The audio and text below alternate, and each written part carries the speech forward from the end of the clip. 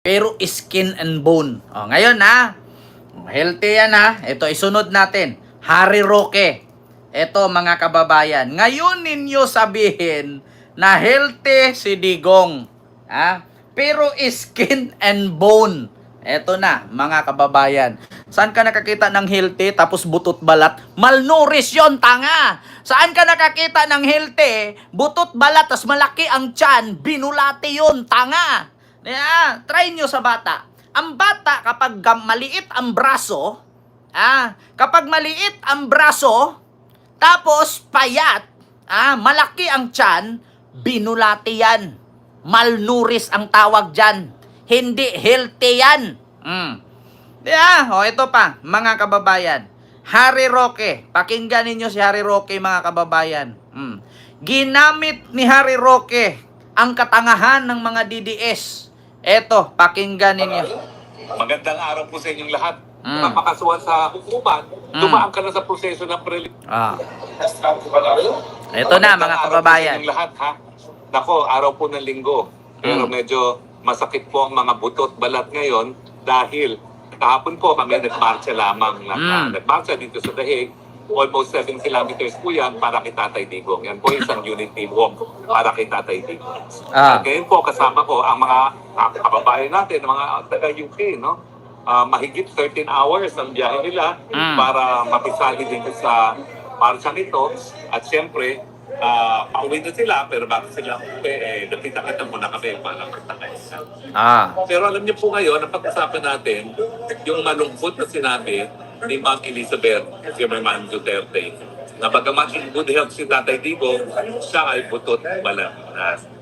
Alam niyo po, naintindihan ko kung bakit kinailangan i-highlight ni Ma'am Elizabeth na talagang nasa mabuting kalagayan naman at kalusugan si Tatay Digong, wala nang gamot na iniinom. Kasi pag sinabi lang na butot balat, alam na natin kung ano ibig sabihin nun. Pero, sinabi pa rin niya na butot balat. Ibig sabihin, napakalaki ng nawalang timbang kita. Si Roque na mismo nagsabi, mga DDS. Kapag sinabi mong butot balat, alam nyo na ang ibig sabihin nun. Tapos sasabihin nyo, healthy? Sinong tanga na maniniwala? Ma'am Ana Abadilla, di ba? Ma'am Jazz, Miguel of shoutout. Ma'am Judith, Ma'am Lidit Cha, Ma'am Fia Polinario, Romeo Carlos, and kay Vinci. Miguel of shoutout sa inyo. Saan ka nakakita na sabihin mong skin and bone tas healthy? Si Harry Roque na mismo, sabi ni Solo MC, tulad din ni Roque yan. Medyo pumayat na. Si Harry Roque na mismo nagsabi, alam natin ang ibig sabihin ng butot balat. Alam nyo ang ibig sabihin nun. Pero hinighlights pa rin daw. Alam nyo yung pampalubag loob. Butot balat, alam nyo na ibig sabihin, pero malusog. Saan ka na? Itong mga DDS, hindi ba kayo tanga? Hindi ba kayo bobo? Si Harry Roque na mismo nagsabi, butot balat, alam nyo na ibig sabihin nun. Pero sasabihin ninyo malusog. Saan ka nakakita ng butot balat tas malusog? Tangina, i-cremate nyo na yan. Diba? Butot balat tas malusog, healthy. Tangina, sinong bobong niloloko ninyo? At literally, siya ay butot balat na. Siguro, Ma'am Jazz, maraming salamat, Ma'am Jazz. Thank you. Hindi mo na kinakailangan maging doktor para malaman kung bakit naging butot balat na si Tatay Digong. Hindi mo na kailangan maging doktor para malaman kung bakit naging butot balat na si Digong. Sabi ni Roque. Tapos sabihin ninyo healthy. Sabihin ninyo malusog. Putang ina. Si Yulin lang ang malusog. Si Bambansang Yubab lang ang malusog. Butot balat na nga eh. Malusog pa. I-cremate nyo na. Sakit ng loob po yan. Sakit ng loob dahil nangyayari ngayon. Sakit ng loob. Butot balat na eh. Ibig sabihin, sakit ng loob. Diyos mio Marimar, mga kababayan. Sakit ng loob. Pag sinabi nating butot balat, sakit ng loob yan. Bakit nga ba naging butot balat na si Digong? Ito, pakinggan nyo si Roque. Kasi si Roque, DDS to eh. Yeah? Oh. Si Roque, DDS yan. So, alam ko mga DDS, maniniwala kay Roque. So, siyempre, pakinggan natin si Roque. Yung pinakaayaw niya mangyari Ah. na siya hinuhusgahan ng mga dayuhan. Mm. Talaga naman kung mula nung nagkaroon ng isang joint article na nagsasabi na dapat na-imbestigahan si Tatay Digong for crimes against humanity, 2017 pa po yun. Eh sinasabi na ni Tatay Digong, ano sila, hilo? Independenteng bansa ang Pilipinas, may sarili tayong hukuman. Kung merong gusto magreklamo laban sa akin, dito sila sa Pilipinas sumarap. Dahil mababaliwala yung pagkamartir ng ating mga ninuno na nagpakamatay para magkaroon ng malaya at independenteng Pilipinas. May nag-comment. Sabi ni Shiba, nakita ba ng dalawang mata natin? Hindi. So, ibig sabihin, sinungaling si Elizabeth. So, ibig sabihin, fake news pa lang asawa ni Digong, Shiba. Ngayon, saan kayo maniniwala? Ma'am Jazz, maraming salamat sa yung 300 yen super sticker. Thank you so much. Hindi nyo kami masisi, hindi nyo ako masisi kung ito yung content ko. May nagtanong, sabi ni Shiba, nakita ba natin sa dalawang mata natin na butot balat na si Digong? So, ibig sabihin, sinungaling si Elizabeth. Asawa niyang una. So, ibig sabihin, sinungaling si Pulong? Ibig sabihin, sinungaling si Sarah? Na butot balat na ang tatay nila? Kailangan pa ba nating sabihin na kailangan makita natin sa dalawang mata natin? So, ibig sabihin, yung unang asawa ni Digong, si Elizabeth Shimerman, sinungaling? Diba? Kung witness lang, ang tanongin natin, tatlo na. Si Sarah, ang dahilan kung bakit pumayat, kasi daw kailangan ni Digong Filipino food. Hindi siya sanay sa pagkain, sa klima. Si Pulong, sabi ni Pulong, unang punta ko pumayat. Pangalawang balik ko, mas dubli ang pinayat. Asawa ni Digong una, ang sabi, okay naman siya, pero butot balat na siya. Tatlo na mismong pamilya niya ang nagsabing butot balat siya, tapos sabihin ni Shiba, kailangan ba nating makita sa dalawang mata natin? So, ibig sabihin, mga sinungaling sila. Sila din ang sisira kung sabihin nilang hindi totoo yan. Minsan kayo mga DDS, magkaisa naman kayo. Mga DDS, ako'y nananawagan sa inyo. Alam ko naman na mabubo kayo, pero minsan magkaisa naman kayo. Kasi minsan ang sinabi ni Sarah, hindi totoo sa inyo. Minsan ang sinasabi ni Elizabeth Shimerman, hindi rin totoo sa inyo. So DDS ba kayo? Or ang DDS ba buo pa ba o hati-hati na? Diba? Si Harry Roque mismo nagsabi, hindi mo na kailangan magpakadoktor kung anong ibig sabihin ng butot balat. Tapos si Harry Roque, actually si Harry Roque, fake news naman talaga to. Pero, sa totoo lang, kailangan pa ba natin i-memorize yan? Pakinggan. Pero ngayon po, nangyayari na yung kanyang bangungot. Isa po ngayon ay hinuhusgahan ng mga dayuhan, ng mga krimen na di mano ay nangyari sa Pilipinas. Nangyari na daw ngayon ang bangungot ni Digong. Nasabi ni Digong noon, sabi ni Roque, ngayon, nangyari na ang bangungot ni Digong. Stress, butot balat, hindi na kumakain, hindi na umiinom ng gamot. Hindi mo na kailangan magpakadoktor kung anong ibig sabihin ng butot balat.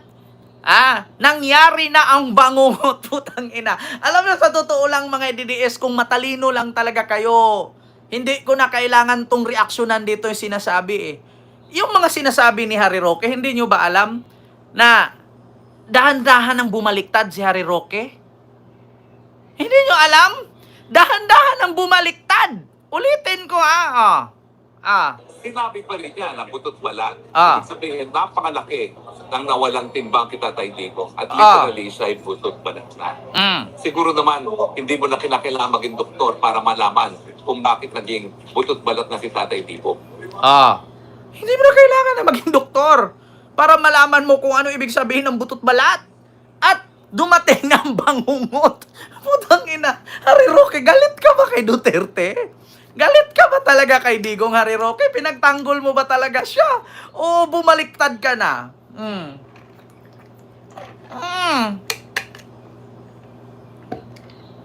Para kang nakaduro, nakadrag sa imagination mo. Sabi ni Mary Banggiri, ang pangit ng pangalan mo ni Malka. Kailangan pa bang imaginein yan? Continue mga kababayan. Dapat maimbestigahan si Tatay Digong for crimes against humanity. 2017 pa po yun. Eh sinasabi nga ni Tatay Digong, ano sila, independenteng bansa ang Pilipinas, may sarili tayong hukuman. Kung merong gusto magreklamo laban sa akin, dito sila sa Pilipinas sumarap. Dahil mababaliwala yung pagkamartir ng ating mga ninuno na nagpakamatay para magkaroon ng malaya at independenteng Pilipinas. Pero ngayon po, nangyayari na yung kanyang bangungot. Siya pong Nangyayari na yung kanyang bangungot. Di ba? Puga. Ano? Sa sobrang lulo yan, Ma'am G. Divina. Lulo kasi ng lulo. Alam nyo, sa mga kalalakihan sa mga lalaki dyan, huwag nyong itanggi. May mga titik kayo. Di ba pag stress kayo, nagalulo kayo? Di ba pag malayo kayo sa asawa ninyo, kung naalala mo yung kantuta na mini-missis, namimiss ko, di ba nagalulo kayo? Kaya hindi malayo kay Digong, nagalulo ng lulo to. Bakit? Stress! Alam nyo ba na ang pagalulo ay nakakaalis ng stress? Lulo pa more. Ayun, pumayat. Ayaw kumain kasi hindi Filipino food. Ayaw uminom ng gamot. Lulo na lang. Di ba? Sino mga lalaki dyan abroad? Di ba? Pag may mga asawa kayo sa Pilipinas na iiwan, nood na lang bold, tas lulo. Di ba, Ma'am G. Divina? Ayan, sobrang lulo. Ayan. Dumating na ang bangungot ni Digong. Sabi ni Roque, dumating na ang kanyang bangungot. Ito, uno na nagpakamatay para magkaroon ng malaya at independenteng Pilipinas. Pero ngayon po, nangyayari na yung kanyang bangungot. Na siya po ngayon ay hinuhusgahan ng mga dayuhan sa mga Hindi ko alam kung yung katabi ni Harry Roque kung sasampalin siya. Hindi ko talaga. Kagabi nanood ako nito. Actually, magkasabay kami halos ni Harry Roque ng live. Pero hindi ko alam na yung katabi ni Harry Roque, gamuro na yung mukha. Sabi, putang ina to nung dumating na yung bangungot ni tatay. Sabi niya, putang ina to. Tinitigan niya yung halaman. Di ba may halaman sa harap? Sabi, putang ina, saplag ko sa mukha ni Roque to. Sabi ba naman, tignan nyo, hindi mo na kailangan magpakadoktor kung ano ibig sabihin ng butot balat. Galit na galit yung katabi. Murong-muro. Tapos sinabi pa ni Roque, dumating na ang kanyang bangungot. Si Mother. Galit na galit si Mother.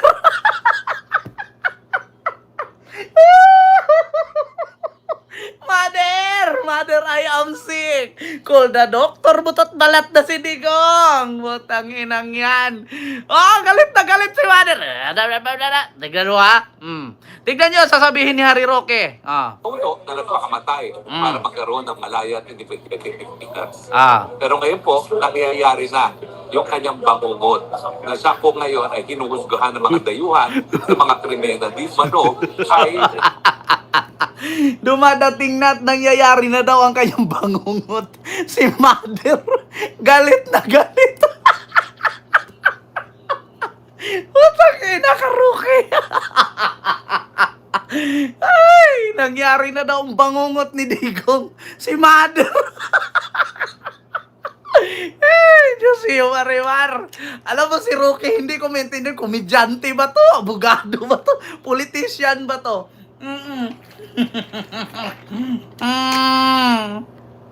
Diba? Biruin mo, si Mother hindi na hindi na si Mother hindi na madrawing ang mukha, pati si sister. Si bakla. Nagamuro na yung mukha. Akala mo yung tumae na hindi makakalabas yung tae. Ikaw ba naman, hindi mo na kailangan maging doktor para malaman mo kung ano ibig sabihin ng butot balat. Ngayon, dumating na ang kanyang bangungot. Lipoga. Di ba? Nanggigigil na. Kulang na lang sa kalin si Roque. Mamaya nito, pagkatapos ng live, sasabihin niya nila, attorney, bakit masasabi mo naman na ano na, dumating na ang kanyang bangungot? Hindi ba yun masama sa mga followers? Hindi ba yun bigyan nila ng meaning? Eh, bibigyan talaga ng meaning yun. Ikaw ba naman sabi mong dumating na ang bangungot?